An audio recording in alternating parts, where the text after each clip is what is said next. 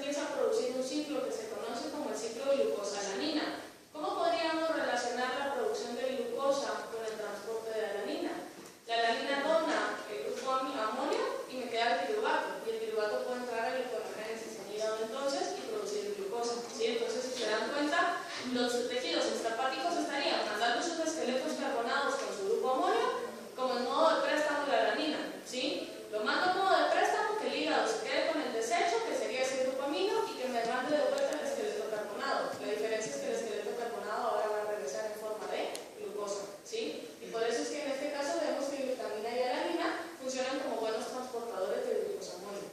La glutamina es un mejor transportador. ¿Por qué? Porque la glutamina va a transportar a los glucosamónicos. Sin embargo, la alanina tiene la ventaja que puede ir regresando esqueletos carbonados. ¿Sí? El glutamato lo que va a hacer es contribuir a la producción, por ejemplo, de esqueletos carbonados, pero para el directamente. ¿Estamos bien? ¿Sí? Va. Entonces, en la oxidación del amonio, las bases bioquímicas no se comprenden directamente, o sea, no se sabe exactamente qué es lo que el amonio hace como para causar esa toxicidad celular, ¿sí? Se cree que tiene relación, por ejemplo, con la acumulación. Perdón, la forma de estar mostrando qué es lo que miran aquí. Que miren, que ¿Van a miren. medir esa ventana? Buenos días.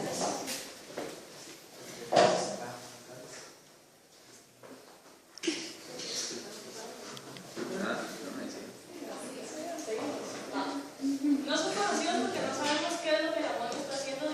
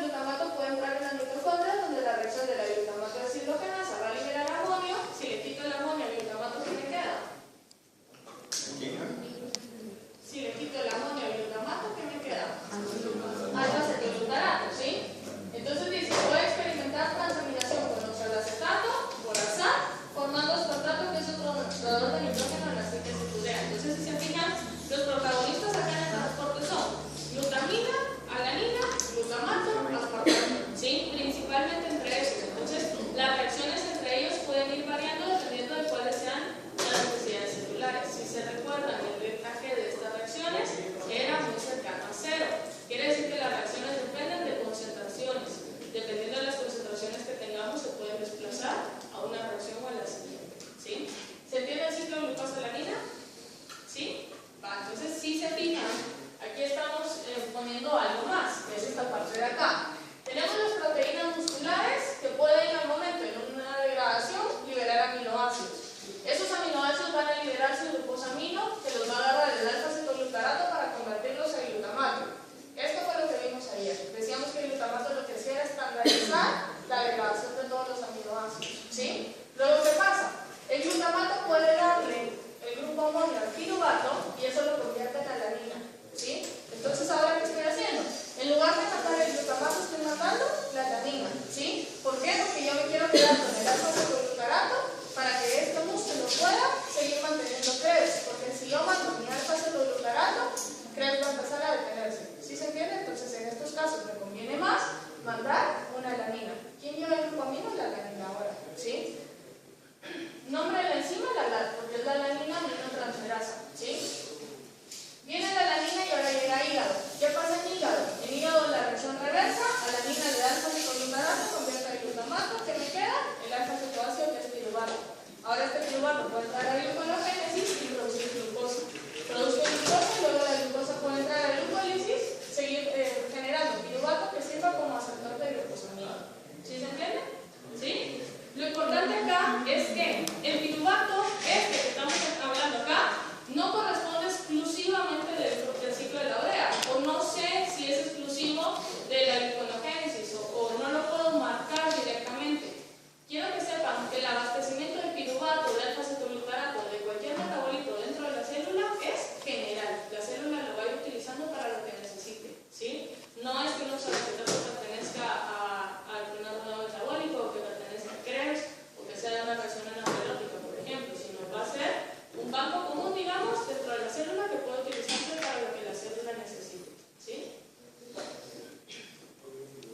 Los músculos entonces esqueléticos sometidos a contracción vigorosa van a operar de forma anaerobia, reduciendo el piruvato a lactato. Ese sería el ciclo de Cori. ¿Sí? A partir de glucólisis. Además de amoníaco a partir de la degradación de proteínas. Entonces, si se fijan, aquí es una mezcla entre el ciclo de Cori, esto es lo que nosotros acabamos de ver, una mezcla del ciclo de Cori con una mezcla del ciclo glucosa-alanina. ¿Sí? Entonces, en este caso, estamos viendo exactamente lo mismo. Si se fijan, es lo mismo que vimos hace un rato. La diferencia es que aquí ya estamos metiendo el glutamato deshidrogenasa, que puede hacer la conexión con el ciclo de la urea. Ya estamos mandando a la glutamina como otro transportador. Entonces, tenemos los transportadores alanina y glutamina en este caso, o glutamato si viniera de algún otro tejido. ¿Estamos bien? Sí. Vamos. Entonces, si se recuerdan, ayer les dije formas de excretar el amonio. Puede ser directo, puede ser en forma de ácido úrico, puede ser en forma de urea. Que nosotros solo lo hacíamos del amonio que venía de los aminoácidos, solo lo podíamos hacer en forma de urea. ¿Sí?